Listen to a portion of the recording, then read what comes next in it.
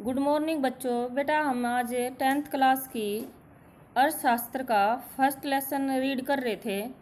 तो जैसे कि हमने कुछ टॉपिक रीड कर लिए थे, तो जो आज की हमारी हेडिंग है वो है विभिन्न देशों और या राज्यों की तुलना। जैसे कि लेसन हम विकास पढ़ रहे थे, तो हमने देखा था कि जो विकास का लक्ष्य है सभी के लिए अलग अलग है। तो ऐसे ही हम देशों की तुलना भी करते हैं कि देश हैं या राज्य हैं कि कौन सा जो देश है विकसित है और कौन सा देश अविकसित है। यानी सबसे पहले तो ये हमारे अंदर सवाल उत्पन्न होता है। पहले हम ये सवाल पूछ रहे हैं कि कौन सा, फिर इसको रीड करेंगे अच्छी तरह से कि कौन सा देश विकसित है और कौन सा अविकसित है। जैसे कि हम कुछ इसमें जैसे बताया गया है कि ऐसा भी होता है कि कोई भी चीज़ होती है उसके दो पहलू होते हैं, यानी उनमें कुछ समानताएं भी होती हैं और कुछ असमानताएं भी होती हैं, यानी कि कुछ अच्छाइयाँ होती हैं और कुछ बुराइयाँ होती हैं। तो इन की तुलना करने के लिए किन पहलुओं का यानी प्रयोग करेंगे हम। बात ये है कि हम अगर विकसित और अविकसित देश की तुलना करते हैं या राज्यों की तुलना करते हैं, तो हर जगह सभी चीज़ें मौजूद नहीं होती, यानी कुछ गलतियां भी होती हैं, कुछ अच्छाई भी होती हैं। तो इनका प्रयोग यानी इनका जब हम तुलना करने के लिए किन पहलुओं का प्रयोग करेंगे, तो सबसे पहले मैं बता देती हूँ इसके लिए आधार यानी हम तुलना करते हैं ये हमारी मानसिकता पर या हमारे ऊपर निर्भर करता है, या किसी उस चीज़ का आधार क्या है उस पर ही निर्भर करता है कि कौन विकसित है और कौन अविकसित है। जैसे कि आप उदाहरण के लिए इसे समझे, असमानताएं या अच्छाइयाँ या बुराइयाँ। जैसे आप जानते हैं कि जैसे मोबाइल का प्रयोग है दिन प्रतिदिन बढ़ रहा है, लेकिन अगर हम मोबाइल का प्रयोग अपने पढ़ाई में या अपने उस बिजनेस के लिए अच्छे ढंग से करते हैं तो वो हमारे लिए विकास हुआ। अगर हम उसका प्रयोग किसी अपने बिजनेस या लाभ के लिए न करके कुछ अन्य कार्य के लिए कर रहे हैं तो वो उसकी हानि हुई। तो ये हमारी मानसिकता पर निर्भर करता है कि उसमें समानताएं देखें हम या असमानताएं देखें, यानी अच्छाई देखें या बुराई देखें।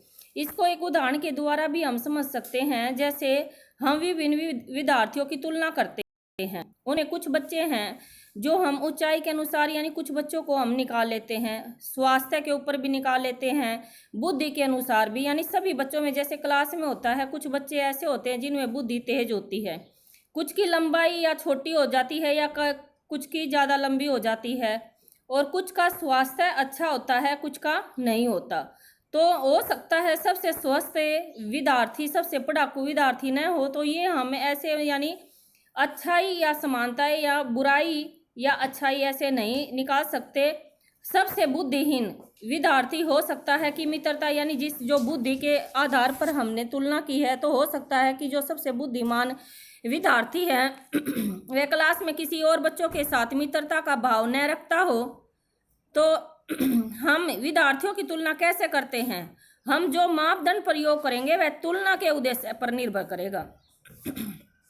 तुलना कैसे करेंगे कि मान लीजिए कि हम कोई भी क्विज है हमारा, अगर क्विज करवा रहे हैं तो जो सबसे पहले यानी क्विज के आंसर देता है, तो यानी तुलना जानकारी के आधार पर कि किसके पास जानकारी अधिक है, उस आधार पर हम बच्चे का निर्णय करेंगे।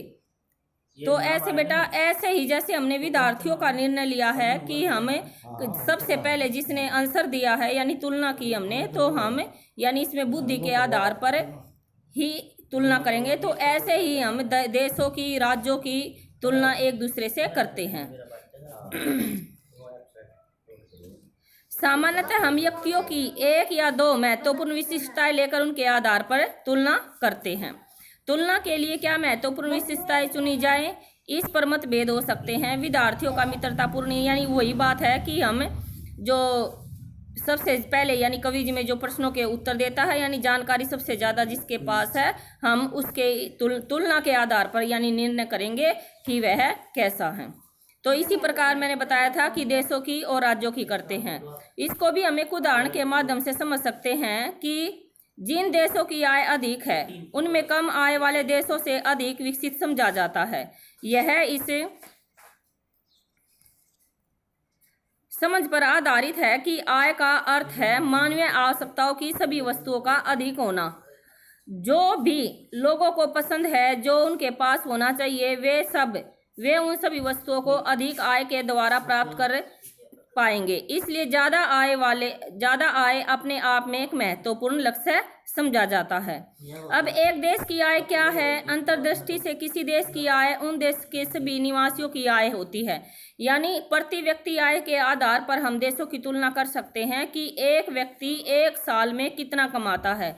तो हम जो टोटल आय होती है देश की एक व्यक्ति की निकालते हैं। हम सबसे पहले इसको भी उदाहरण के माध्यम से समझेंगे कि एक देश की कुल आय को कुल जनसंख्या से भाग देकर यानी हम प्रति व्यक्ति आय निकालते हैं और उसी आधार पर हमें कौन सा देश विकसित है, यानी जिस देश की आय अधिक होती है उसे हम विकसित कहते हैं, और जिसकी आय कम है या मध्यम है, मध्यम वाले को विकासशील, और जिसकी कम है उसको हम निम्न में गिनते हैं। जैसे इसने उदाहरण के माध्यम से बताया है, आप ये उदाहरण लीजिए।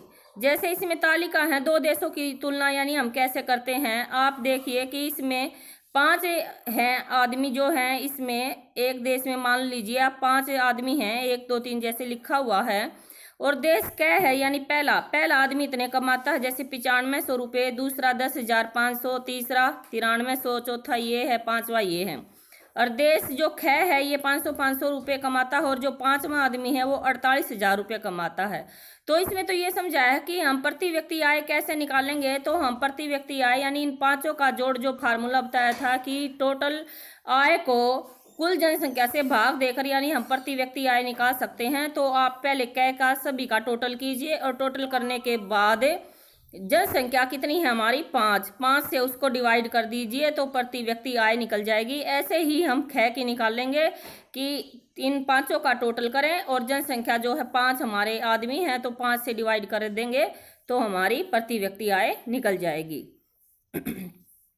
इसके बाद आय और अन्य मापदंड। इसमें भी बेटा जैसे हमने विकास में बताया था कि जो विकास है, विकास के साथ साथ अन्य जो महत्वपूर्ण चीजें हमें चाहिए थी वो जरूरी थी। ऐसे ही अगर हम विकसित यानी विकसित और अविकसित देशों की तुलना करते हैं, आय के अलावा अन्य मापदंड भी इसके लिए भी जरूरी हैं। कि हम ये नहीं कह सकते कि जिस देश की प्रति व्यक्ति आय सबसे अधिक है वही देश विकसित है। इसको भी हम एक उदाहरण के द्वारा समझते हैं। आप देखिए इसको, मान लीजिए हरियाणा, केरल, बिहार, आप तीनों को इसको उदाहरण दीजिए। देखिए कि हरियाणा में जो प्रति व्यक्ति आय है 1,62,034 है, और जबकि केरल की है 1,40,190 है, और बिहार की 31,454 है। तो हमें इससे पता चल गया कि जो प्रति व्यक्ति आय है वो 1 लाख यानी हरियाणा की सबसे ज़्यादा है, उसके बाद केरल है, उसके बाद बिहार है। तो आप ये नहीं, क्योंकि प्रति व्यक्ति आय तो हरियाणा की ज़्यादा है लेकिन हरियाणा को हम विकसित नहीं कह सकते। इसके कारण भी हैं कि विकसित क्यों नहीं कह सकते, इसको हम एक दूसरे उदाहरण के द्वारा समझेंगे। जैसे आप देखिए ये उदाहरण है हमारा हरियाणा में, अगर आप देखें तो आप इसके आधार पर हम तुलना करेंगे कि हरियाणा में जो शिशु मृत्यु दर है यानी 1000 व्यक्तियों पर जितने बच्चों की मृत्यु होती है वो है 33, और जो साक्षरता दर है वो है 82, और निवल उपस्थिति अनुपात यानी जो बच्चे जीवित रह जाते हैं यानी जो हैं वो हैं 61।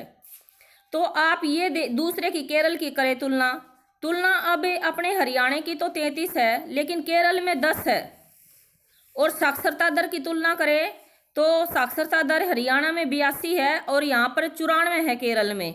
ऐसे ही अगर हम यानी पढ़े लिखे जो रहते हैं उनकी करें तो 61 और 83, यानी तीनों में, बिहार में, हरियाणा में, केरल में, अब तीनों में तुलना कीजिए।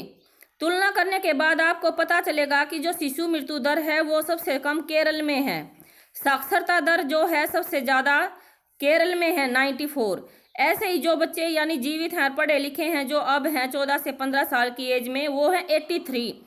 तो अब आप जहां हमने वहां आय के आधार पर हरियाणा को विकसित देशों में, विकसित राज्य में गिना था, तो आप यहां देखिए केरल राज्य यानी सबसे उत्तम। अगर हम तुलना करें, तुलना के आधार पर निकालें तो केरल को हम विकसित करेंगे। तो इस मापदंड का यानी हम आय के द्वारा किसी देश को या राज्य को विकसित और अविकसित नहीं कह सकते। हम अन्य बातें भी देखते हैं जिसके आधार पर हम तुलना करते हैं।